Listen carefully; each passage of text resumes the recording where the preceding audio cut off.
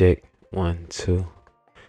Yo, what's going on, party people? It's the kid, the one and only, El Wavy Baby himself. Tapping in with y'all. One time for the one time. From Wavo World. You dig what I'm saying? Another day here. You feel me? So yeah. First and foremost, thank y'all for tapping in and tuning in. To day one, and of course now day two. How we rocking today? I'm gonna just jump straight into it. What is consciousness? So again, I'm always speaking from a level and perspective from my viewing of things. So I'm not really caring about being accurate on the basis of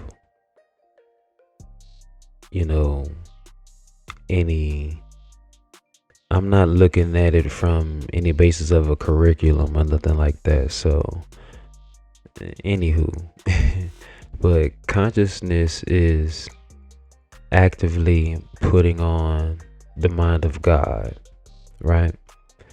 And what I mean by that is there's so many things in our religious teachings, but let's just say spiritual teachings for sake of, there's so many different backgrounds that everyone comes from that'll end up seeing this, and I support them all, honestly, because though, as I spoke on last time, I come from a church background, and I don't think I was very descriptive of or detailed as to what I meant by that. And I meant old-fashioned Baptist Christian church background, you know what I mean? So I definitely have a respect for it, but again, for all backgrounds of it too. When you talk about the nature of what we're into in being conscious and spiritual, or again, whatever you want to deem it or call it from there, all this information can be found within all those teachings as well. You see what I mean? And there's this thing called exoteric knowledge and esoteric knowledge, right? Now, exoteric knowledge is the information that we get on base level, right? So for whatever unto us, but I say whatever, but to fit a mold or an agenda of moralism, which was necessary, but not for an agenda of empowerment in self, was the reasonings for those two things. And I say it that way because, with power becomes responsibility, right? Or with knowledge is power, right? But with power comes responsibility. And not everyone would act upon or impart it the same way. So I definitely understand why we as the people were given or given filtered versions, so to say. However, the narratives have been bent so largely to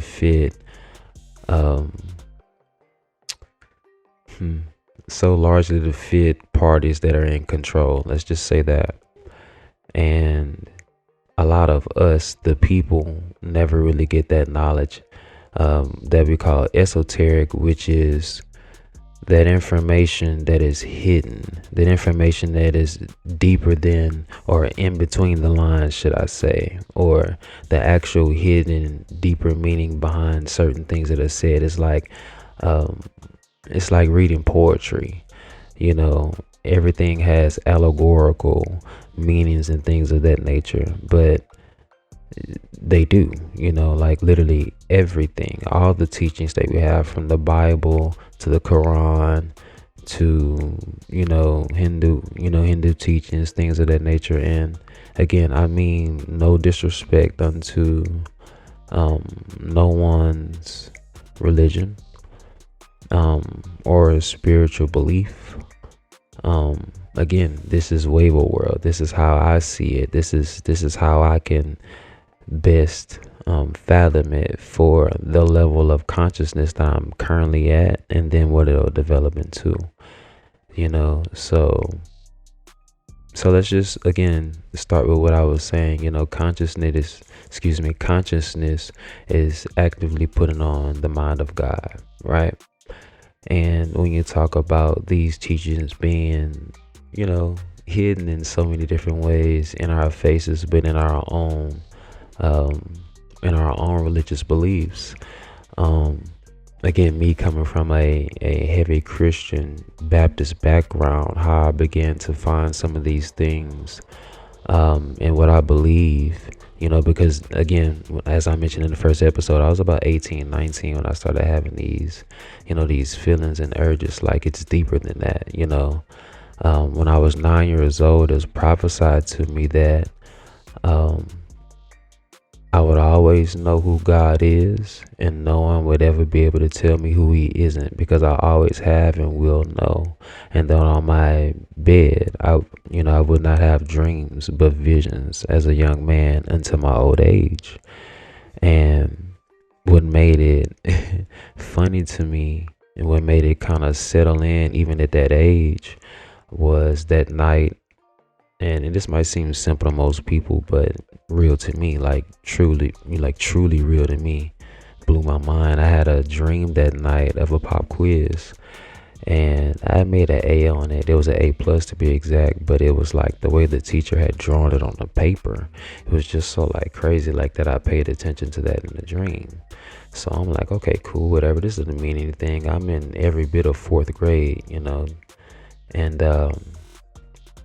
it was like going into school that next day, and the teacher sure enough says pop quiz, and I'm just like, huh? But I'm thinking to myself, like, this is deja vu. I've heard of that even at that age, and I understood what it was and what it meant. So I said, take the test. I'm still a nerd, but I was a heavier nerd back then. If people only knew. But yeah, takes the test like nothing, and sure enough I aced it. But again, the A+, how she wrote it on the paper, was just like how I dreamed, like even down to like the first moment, like how they show you in movies, the paper gets placed down, it's like the angle, it was just spot on. It was just like, oh my God, like, what does this mean? But from that moment on, I started just paying attention. So like I said, around the age of 18 and 19, I started really having like just profound feelings as to how to move in life. You know what I mean? So around the age of 18, 19 is when I dropped out of college. A lot of people don't know I went to college for real. And shout out UL, Raging Cajuns, you dig what I'm saying? Don't let go of the rope, you feel what I'm saying? Never give up hope, you dig? But yeah, definitely went to college for 2 years. And during this time period is when I discovered I wanted to make music, like sincerely, there was a lot of things that culminated onto it. But I guess I could tell that story because it's definitely relevant into me starting to realize like this for me was a lot different than the average Joe. You know what I mean? So I guess that gets into why is consciousness important to me. So this is a deep one though, right? So around the age of how old was I? I was 18 when I went to college. So, but I'm trying to be real specific because of the semesters. I spent exactly 4 semesters, so that's 2 years. I was turning 20 when I left, or I had just turned 20 when I left. It was one of the two, something amongst that nature, right? But in short, college was a very like wild time for me. I was definitely trying to find myself not only as a kid, but as a young man in the world for real, for real. Um, I've always held my own values and beliefs true to core to my heart. But that's when I really feel like I was battle tested as a person, like to see who my real character was. Um, Around this time, I was really trying to figure out a major, when I first went to college. What am I going to do? What I want to be for the rest of my life? What I want to study? Like, how do I, how do I manage that mind thinking and scope, right? I know the average 18, 19-year-old doesn't know what they want to do. So just even that, learning like the schools of thought early on. We talk about like comedic teachers and things of that nature. They didn't deem us adults till we were damn near 30.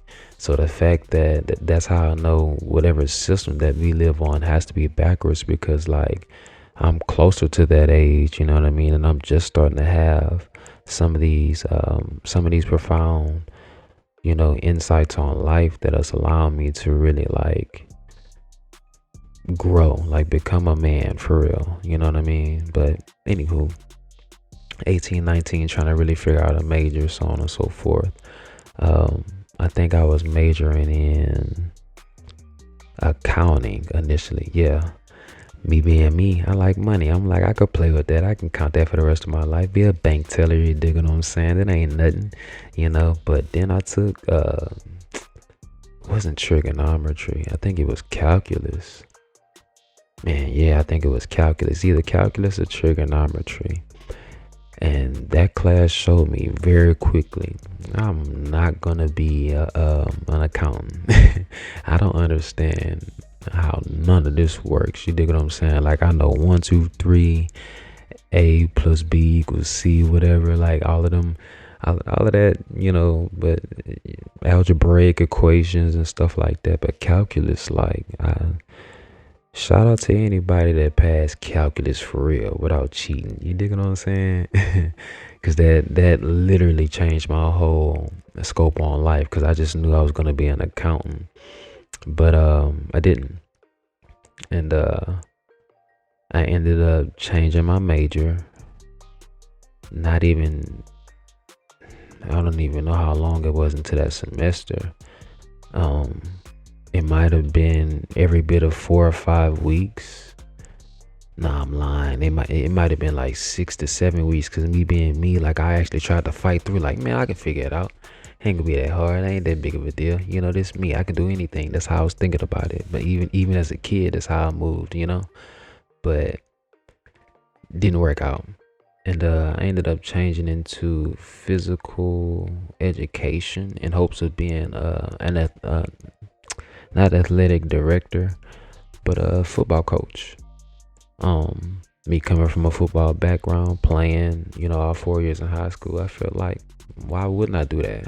Why wouldn't that be something easy that I could do? It's a background that I come from. I definitely understand the game. I want to give back to my community that way. But ultimately, I ended up not doing that either. And I definitely have my reasons. I just won't speak on them right here and now, just for sake of like story, and I want to keep moving forward because it's not relevant, right? So at some point, not even at some point, to get directly into what I'm getting into,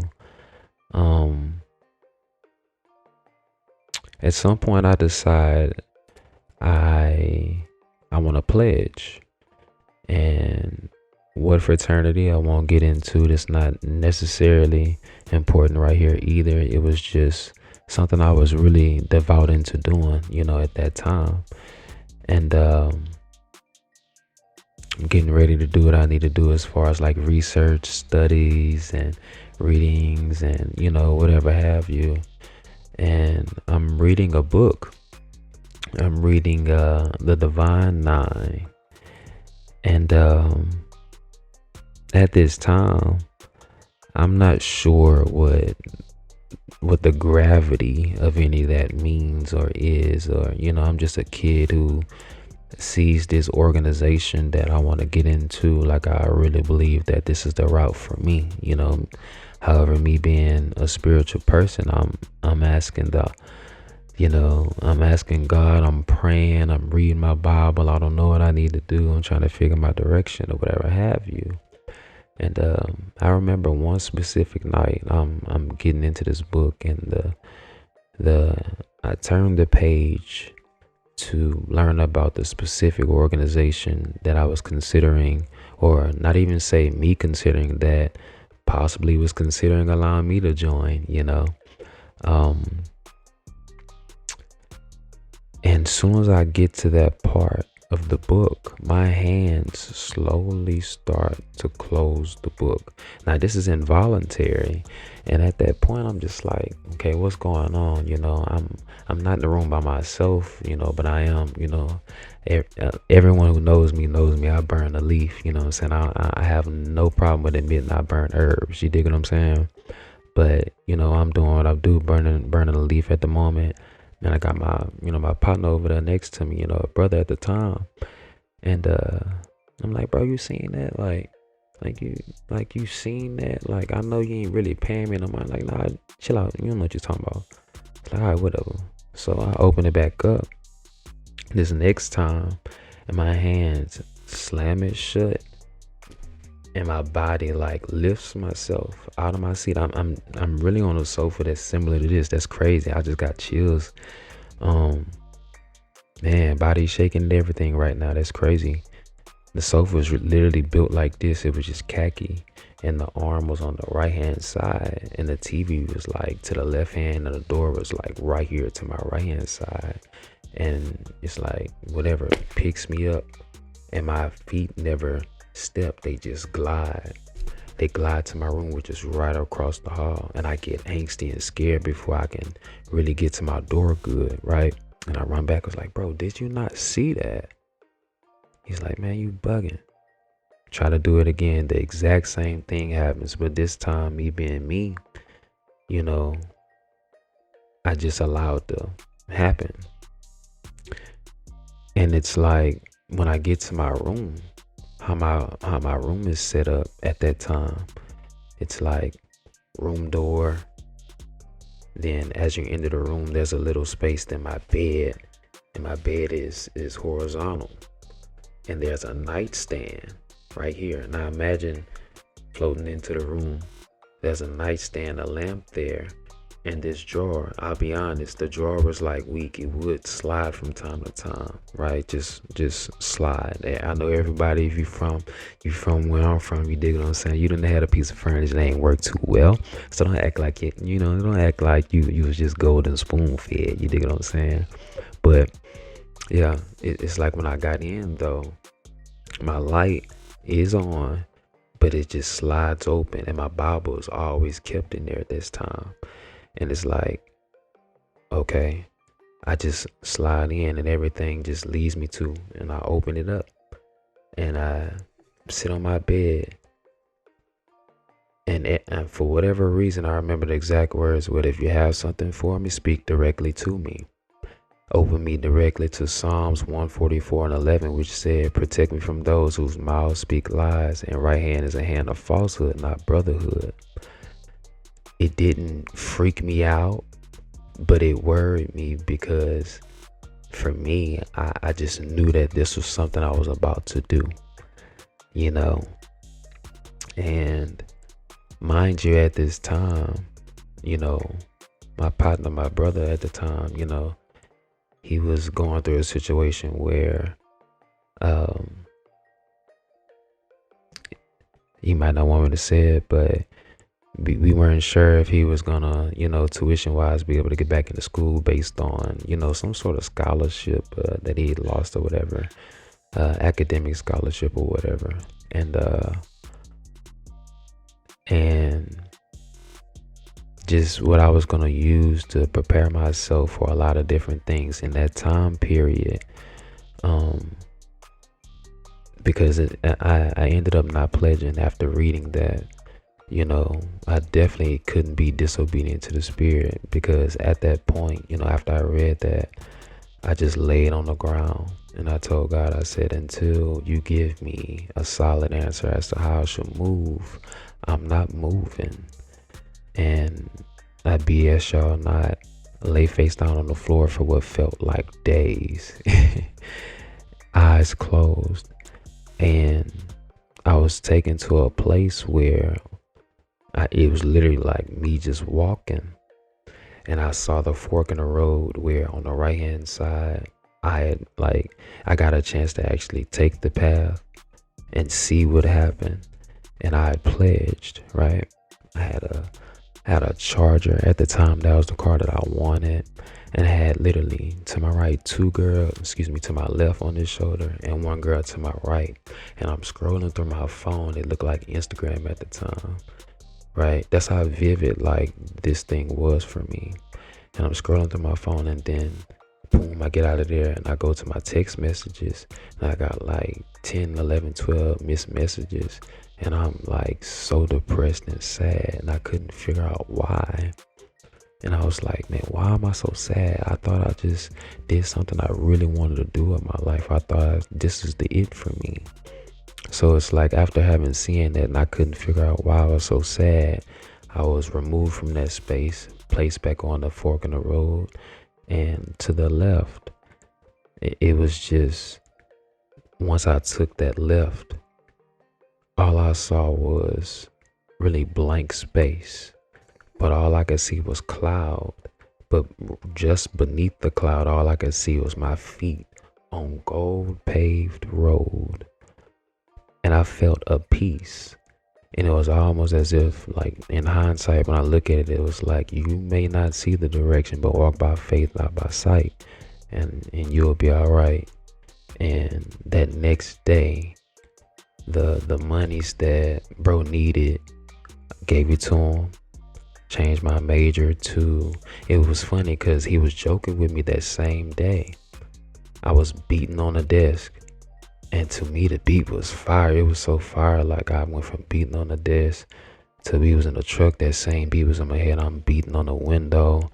We went to the store. Like it was in my head. I don't even know what it was, man. It was something crazy apparently, but it was just in my head so strong. He got mad with me. Like, man, you don't know what you want to do with your life. You might as well go and be a music major. You've been beating on the desk all day. You're running me crazy. And you notice all you love to do is play with music. You might as well do that. And it clicked just that quick. It's like, oh snap. And that same day, I started looking into school to see what I needed to do. The next day I went to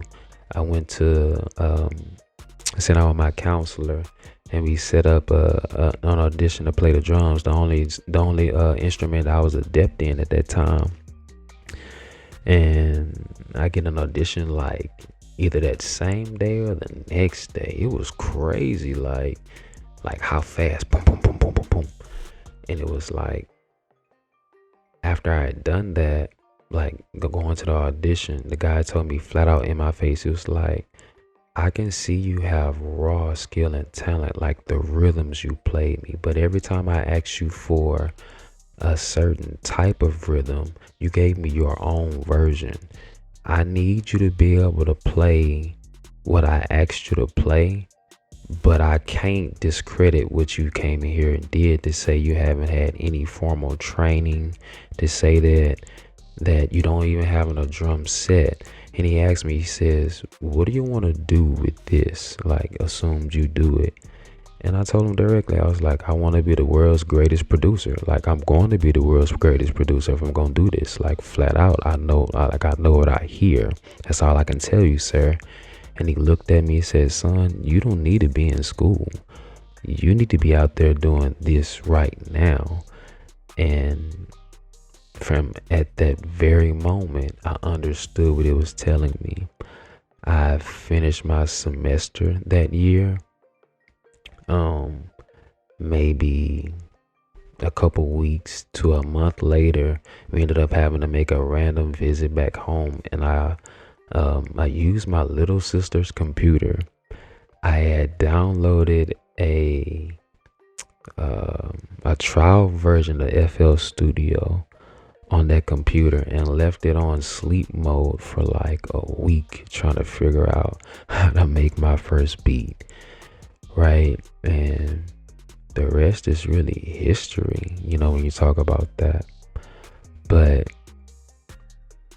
going back into why consciousness is so important, had I not listened, had I not truly listened at that time, like to what I was supposed to do, when I asked the spirit how I'm supposed to move, I wouldn't be right here and sitting in front of y'all, and it's just, that's the type of thing that I had to get accustomed to with consciousness, really putting on the mind of God to say, it don't matter what they will say about what I'm doing, long as it's what I know I should be doing and aligning myself with my steps being ordered by the all. I'll be fine. You know what I mean? So that's definitely why, and where it began.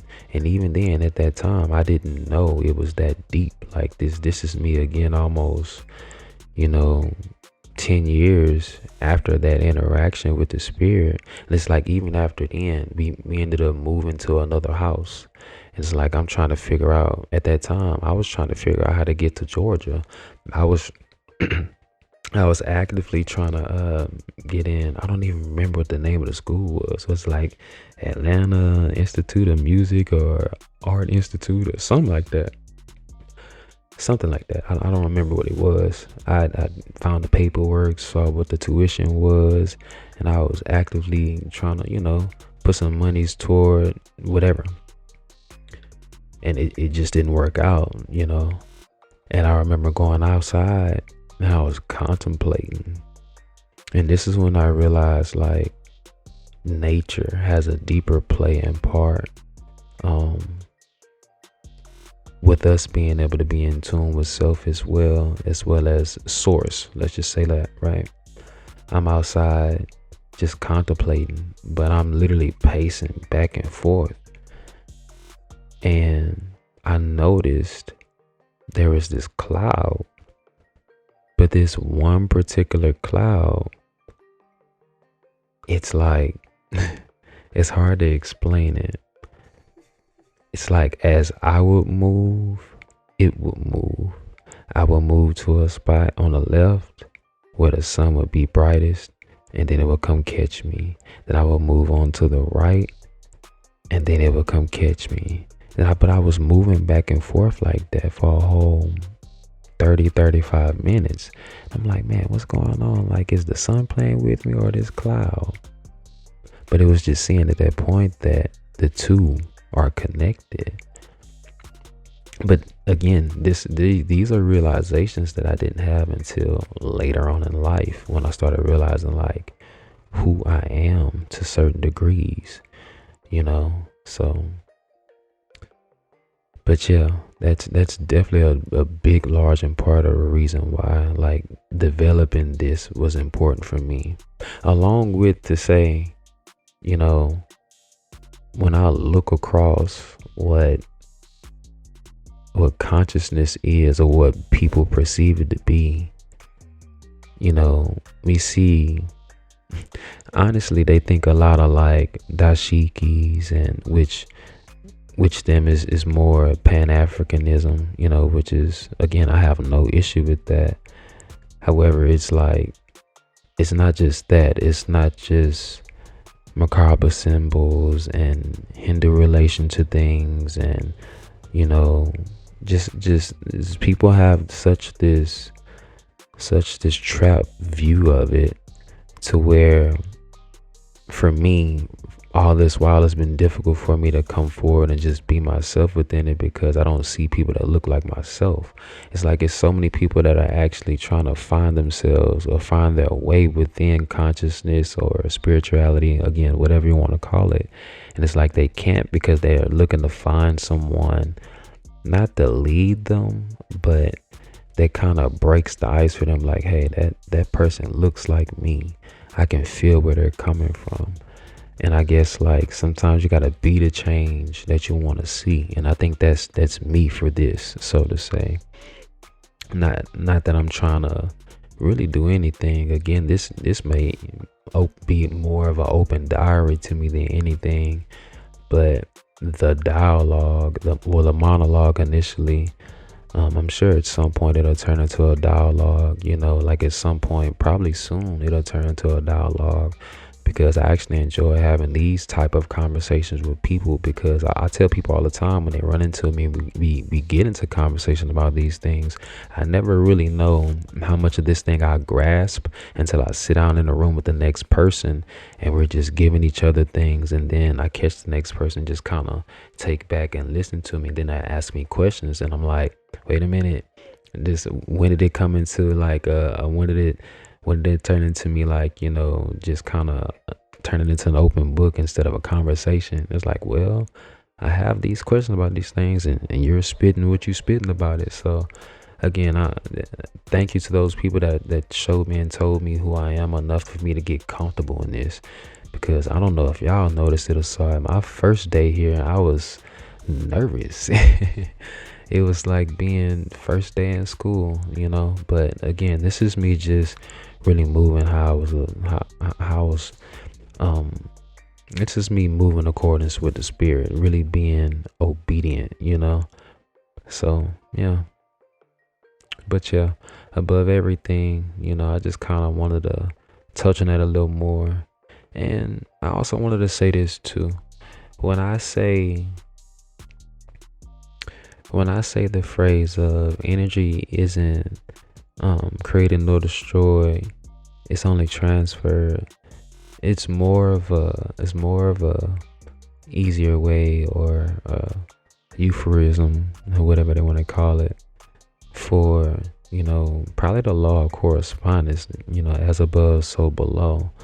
Whatever my energy is doing above in spirit, or the spirits above me, is going on here. And so in most cases I just need to meet that.